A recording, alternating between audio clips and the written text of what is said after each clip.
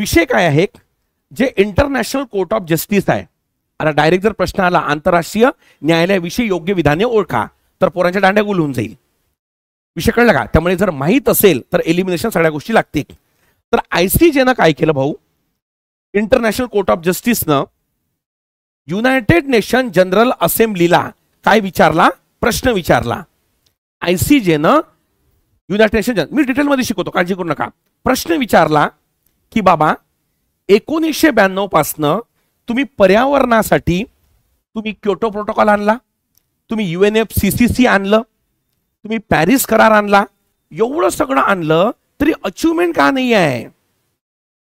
पर्यावरणाचा लोकांना विपरीत परिणाम हा पडून राहिला ना. हे बघा ना, बाहेर 3 महिने झाले पाऊस चालू आहे कंटिन्यू, ऊन नाही आहे, बरोबर नाही का? वातावरण जरी रोमॅन्टिक असेल, हा कळलं का, तरी शेतकऱ्यांसाठी अनरोमॅन्टिक आहे ना बाबा. हा परिणाम कोणाचा आहे? हा क्लायमेट चेंजचा आहे ना, जे जाणवायला सुरुवात झाली आहे. या पार्श्वभूमीवर आंतरराष्ट्रीय न्यायालयानं इंटरनॅशनल कोर्ट ऑफ जस्टिसनं कोणाला प्रश्न विचारला? जनरल असेंब्लीला, की तुम्ही एखादा देश जर समजा काय करू शकत नाही, हवामाना बाबतीमध्ये जर कारवाई करू शकत नाही, तुम्ही त्याच्यावर काय कारवाई करता ते आम्हाला SOP द्या, आम्ही त्याला सांगतो. व्यवस्थितपणे समजण्याचा प्रयत्न करू आपण. त्यामुळे कळली टॅगलाईन. त्यामुळे एक्सपेक्टेड प्रश्न काय? आंतरराष्ट्रीय न्यायालयाविषयी योग्य विधाने ओळखा. तुम्हाला एक नाव माहिती का पॉलिटीमध्ये? सर BN राव, माहिती का? कोण होते ते? ऍडवायझर ऑफ काय, इंडियन संविधानाचे काय ऍडवायझर. ते 1950 ते 1953 या काळामध्ये इंटरनॅशनल कोर्ट ऑफ जस्टिसचे न्यायाधीश होते. भारताचं पहिलं न्यायाधीश. एकूण 4 लोक हे कुठे गेले? ICJ मध्ये. चला कळली पर्यंत. शेवटले होते दलवीर भंडारी, ज्यांच्यावर प्रश्न येऊन गेला. चला लाईन ऑफ ऍक्शन कळली काय? तर आता एक एक मुद्दा आपण घेण्याचा प्रयत्न करू. चला बघा काय म्हणतो. एक्सप्रेस व्ह्यू म्हणजे हे इंडियन एक्सप्रेसची न्यूज होती. ICJ verdict on climate okay obligation a welcome okay असं म्हटलं. काय आहे तर बघू. चला हे सांगितलंय तुम्हाला. आता पहिल्यांदा बघून घ्या, ज्याला आपण युनायटेड नेशन म्हणतो. काय म्हणतो? United nation. हे आहे युनायटेड नेशन. आयोग तुम्हाला प्रश्न विचारेल, संयुक्त राष्ट्र अंतर्गत पुढील पैकी ओके उपांग किती? ठीक आहे, तर त्याचा आन्सर 1 2 3 4 5 आणि 6. किती लावायचं? 6 लावायचं. आयोग तुम्हाला प्रश्न विचारेल, पुढील पैकी कोणतं संयुक्त राष्ट्राचं अंग नाही आहे? ठीक आहे, चलो. तर पहिला आहे युनायटेड नेशन जनरल असेंब्ली, ज्याची आपण चर्चा करणार आहोत. तो देश युनायटेड नेशन जनरल असेंब्लीचा सदस्य असतो, तो देश ऑटोमॅटिक युनायटेड नेशनचा सदस्य असतो. सिक्युरिटी काउन्सिल याच्यामध्ये एकूण 15 सदस्य असतात. किती? 15. त्यामध्ये 5 परमनंट आणि 10 2 वर्षासाठी नियुक्त. सचिवालय, economic and social council, trusteeship council. Trusteeship काउन्सिलचा अर्थ काय होतो? सेकंड वर्ल्ड वॉर नंतर जे देश स्वतंत्र झाले होते त्यांना प्रशासन बळकटी देण्यासाठी काय स्थापन केलं होतं? ट्रस्टीशिप. पण हे सध्या होल्डमध्ये आहे, हे काम नाही करत. पण trusteeship council is a part of United nation. आणि त्यानंतर आपलं इंटरनॅशनल कोर्ट ऑफ जस्टिस म्हणजे ICJ. समजलं का? बरोबर. द हेगला याचं काय मुख्यालय आहे? बघा, घाबरू नका. ए भाऊ लक्ष दे, लक्ष आहे ना तुमचं? बरोबर, द्या लक्ष. ICC जे आहे काय? ICC आणि एक आहे ICJ. गफलत करू नका बरं का. ICC is not a part of United nation.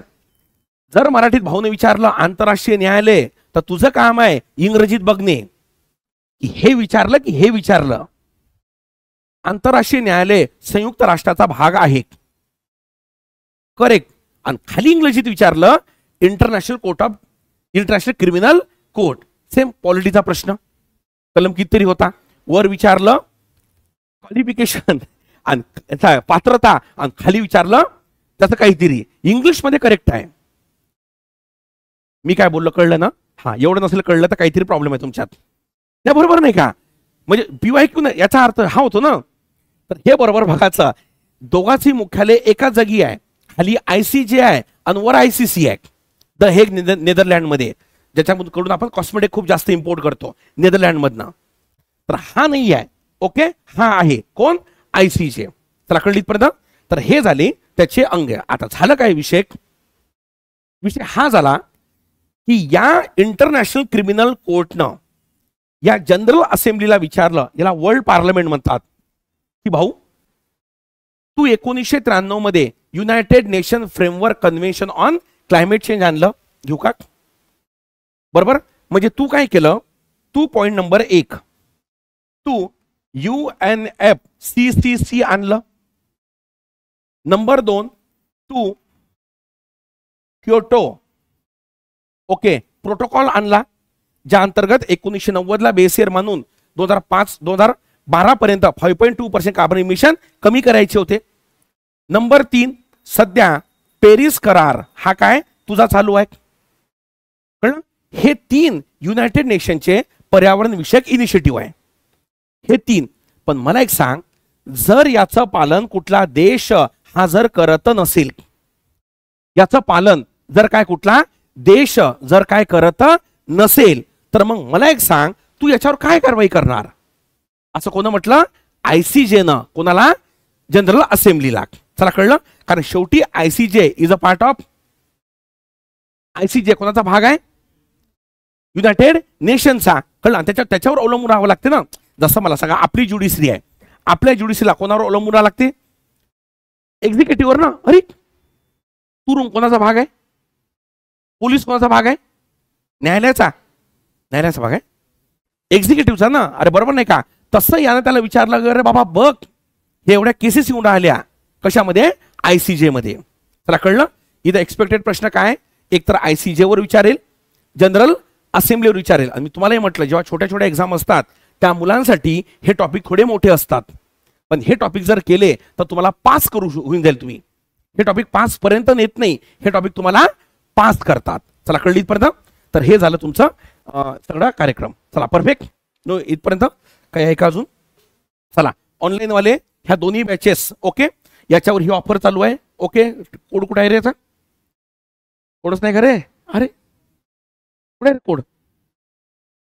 ABHI10 वापरा, 10% डिस्काउंट मिळेल. बरोबर. हे तर एकदम तुफान आहे, याच्यावर तर काही हे नाही. ह्या दोन्ही प्रीसाठी बॅचेस आहे. आता लवकर ऍड येऊन जाईल, लवकर सुरू करा, त्यामुळे प्रॉब्लेम दूर होऊन जाईल. ही एक्झाम आता जवळ आलेली आहे. पटापट बघायचं असेल तर एका दिवशी 2-2, 3-3 व्हिडिओ बघून हा उरकून टाका. चला ठीक आहे. Okay done.